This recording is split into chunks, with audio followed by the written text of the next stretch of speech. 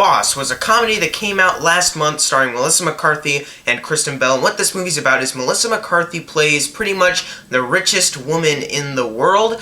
And she's, living life like a frickin' douche until one day she's arrested for something that she did wrong, blah blah blah. She goes to jail, she comes out of jail and realizes, holy crap, I have nowhere to go, and no one likes me. So she goes to the assistant she didn't really treat that well, Kristen Bell, and decides to live with her, and while she's living with her, she thinks, hey, your daughter's with Girl Scouts and they bake cookies and get money for it? Hey, I should do that, make my own cookie empire, and get back on top, and fight Peter Dinklage, because he's my enemy for whatever reason. Guys, I really had no interest about this movie as soon as I saw the trailer, as soon as I found out the director was the same guy who did Tammy, as soon as I found out that Mellisa McCarthy also wrote this movie with him, like she did with Tammy. Like, there was no hope going into this movie. So, coming out of this movie, what did I think?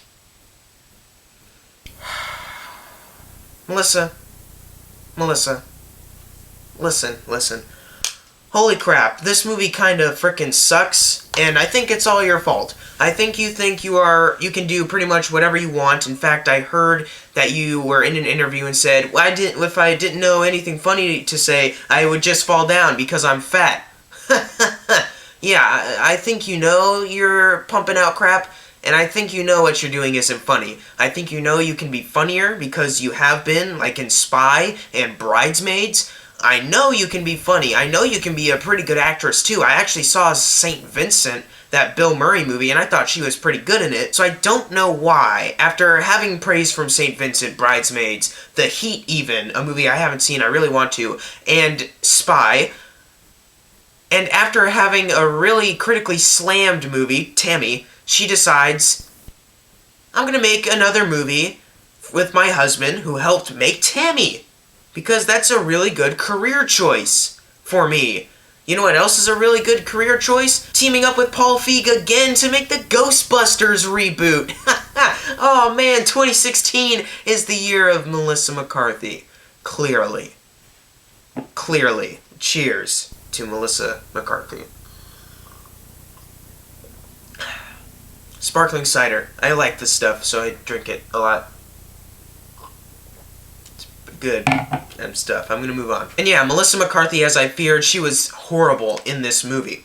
She annoyed the everlasting crap out of me, and she might be one of the most annoying characters of the year. And I am completely serious about that. She did the same thing with Tammy. I didn't see Tammy, but I heard a lot of the same thing, that she was annoying as that character, and now she's annoying here as this character. And the same guy also made Tammy. Did I mention that? Did I mention that already? Nothing Mellisa McCarthy said was funny. No one said anything funny to me. In my opinion, no one was hilarious. There was no funny moment. I'd say there was one good fight scene involving the Girl Scouts getting in a fight, Mellisa McCarthy punching young girls in the face. I actually got a little chuckle out of that because I thought it was a good fight scene, I guess. And if I had to have one more pro with this movie, it would be that I actually felt really bad for Kristen Bell's character. I'm not saying she was funny either. I'm not saying her character was like mind-blowing, like holy crap, her character's so deep. No, far from it. She's kind of generic actually, but I felt so bad for her because she was constantly getting picked on by Mellisa McCarthy and other people as well. She doesn't deserve this. She doesn't need to have Mellisa McCarthy stay at her home. She could say, beat it, you bum. But no, she's a nice person, lets Mellisa McCarthy stay at her house. Still, Mellisa McCarthy acts like a jackhole. Constantly. Really? And they tried to throw in some backstory like, oh, her character was adopted and then was dropped back like every 5 years or something. Number one, that's not funny. And number two, does that really give her an excuse to be a jerk to everyone when, hey, Kristen Bell and her daughter are being nice to you. Maybe you can be a little family. That gives you a reason to be a jackhole constantly, all the time, and just be completely unredeemable? Does that really? Maybe it is, and I'm just completely blinded by the fact that I hated her character in this movie. I don't know. Oh, and Peter Dinklage, dude, you gotta stay out of comedies, man. You really do. I know you're in Game of Thrones, and your career's going nowhere. You're okay, but seriously, you gotta stay away from comedies, man. You had Underdog. That counts as a comedy, I'd say. You had Underdog, and then you had Pixels, which I thought you were the best part of Pixels, but, you know. And then you're in this, and you are not the best part. You actually were not funny at all, and you... Come on.